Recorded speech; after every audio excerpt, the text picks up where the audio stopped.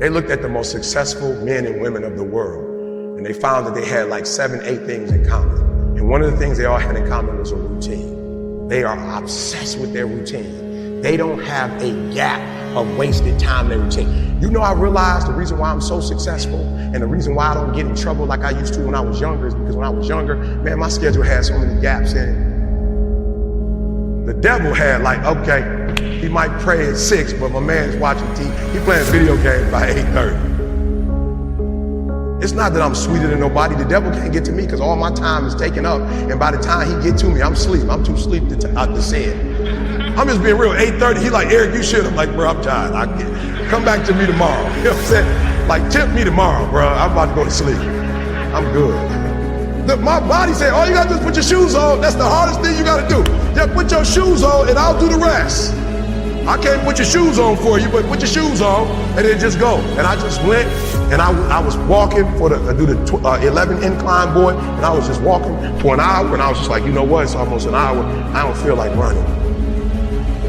My body was like, don't worry about it. We'll get to that when we get to it. I did my hour, I was about to get off. My body was like, you know we run now. I said, what? We run now, let's go. You ain't tired? I said, I am tired. No, you're not. You just walked for an hour. You're not tired, Eric. Your brain is telling you some dumb stuff. If you were tired, you wouldn't have been able to walk for an hour. Okay, so let's do this. Just run for 2 minutes. I'm trying to help somebody right now go to a whole other level. The reason why you go back to sleep is because you've always gone back to sleep. It's like a default. You go back to sleep because all you gotta do is stop going to sleep and then you're gonna stop going to sleep. All you gotta do is stop fussing and cussing and you're gonna stop fussing and cussing. All you gotta do is stop spending all the money you got and start saving it. Listen to me, I became #1 in the world. I became a millionaire not because I made more money. I became a millionaire because they told me millionaires only live off of 30% of their income. I want to make it plain for you. I became a millionaire because I did what millionaires did. I stopped living off 100%. I paid my tithe, and then I was like, all right, E, you only got 20% left. Put the rest up. So the first thing I did, listen to me, the very first thing I did to become rich, somebody said, E, to be rich, put 6 months of your earnings to the side. So I was like, all right, bet. That's what the rich told me to do. So I put 6 months to the side. How long did it take? I don't remember, but I put it to the side. Then somebody was like, yo, E, you need to put 100,000 to the side. I was like, all right, 100,000. DD, we're gonna put 100,000 to the side. Then somebody was like, yo, you need to get your credit score up to 800. I was like, all right, then get my credit score up to 800. Then somebody said, ET, if you want to be Tony Robbins, there's no way you'll be able to be like those dudes when you don't have the language they have. You need to go get your master's and a PhD from the right institution. I said, what? I went to Oakwood. I went to HBCU. He was like, yeah, but you didn't learn the language of Zig Ziglar at Oakwood. So Oakwood is a phenomenal place. Oh, y'all not hearing what I'm saying. I just said something, you missed it. Now you need to go to Michigan State University. CJ, you see my master's degree anywhere? What about my PhD? Not in the office, not at church. You ain't see it in my house. I didn't go to Michigan State to get a PhD. I went to Michigan State to learn the majority language. Listen to me very closely. When you graduate and you get a job, if you want to get paid, you never say no. You never say it can't get done. Don't you ever say out your mouth it can't get done. Even if you feel in your heart it can't get done, you don't say it out loud. You let the broke folks say that. You let the folks they find first say that. You always say it can get done. Even if you don't think it can get done, just say it and try to make up something. But every time I put on a dress shirt and button it up, I just feel, and I hear people say all the time, man, you look like you dressed for success. I'm like, is putting on a shirt and a tie dressed for success? I'm dressed for success. I'm getting paid. I'm dressed for success. I'm not dressed like he dressed, but I'm dressed the way I feel comfortable. I feel good being me. I feel good not to have to, like, not only can I say no, I don't have to explain why I said it no more. It feels good being me. Because guess what? I can never be sweet being you. The majority of you are poor because you read poor stuff. You watch poor stuff. Bro, you just scrolling through like you ain't got a life. For real, some of y'all on Instagram, you're on there for 30 minutes. If I ask you what you saw, you don't even know. You just scrolling through. Rich people don't waste time. They realize it's their most important commodity. They don't watch a lot of TV. They don't do a lot of entertainment. If they're not working, they're studying their craft and getting better at their craft. So I need you to stop having the poverty mindset. So when I quit my job to be an entrepreneur, my mom was like, whoa, what are you doing?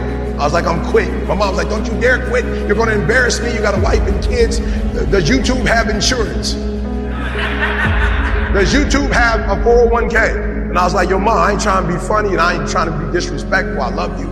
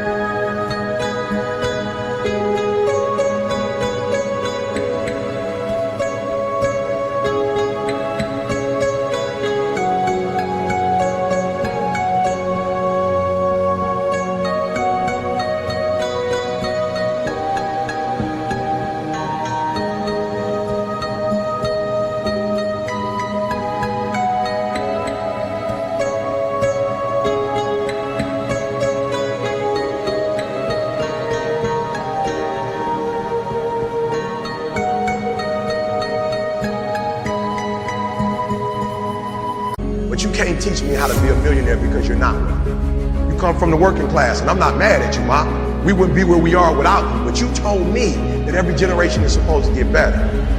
So I'll take your values, but I won't take your work ethic. Because rich people don't work, they think. Poor people go, clock in, I make this much an hour. Rich people go, I put them to work, and I make this much an hour. See, what happens is you're working for you and your family one, they got 40 of you working at one time. So they giving you 20%, and then they keeping the 80% off of 15,000 people. So what you have to decide is, are you gonna keep being the 99% or are you ready to be a part of the 1%? Because it doesn't make a difference where you come from, high school dropout. It doesn't make a difference where you come from, GED. It doesn't make a difference where you come from, a 17-year-old mom that got pregnant. It doesn't make a difference where you come from, took 12 years to get a 4-year degree. It doesn't make a difference. You know what makes a difference? What makes a difference is when you become a 99% or a 1%. And when I start thinking like, acting like, and behaving like a 1%er. So I went to every single class, and when the teachers was talking, they thought I was just doing homework. I wasn't. I was listening to how they conjugate verbs. I was listening to how they tell stories. I was like, ooh. I peeped it out, y'all. They way more linear. So that I realized when you do corporate, it's A, B, C, D, E, F. It's 1, 2, 3, 4, 5. It's topic, body. It's topic, support, conclusion. I need your language though if I'm gonna compete.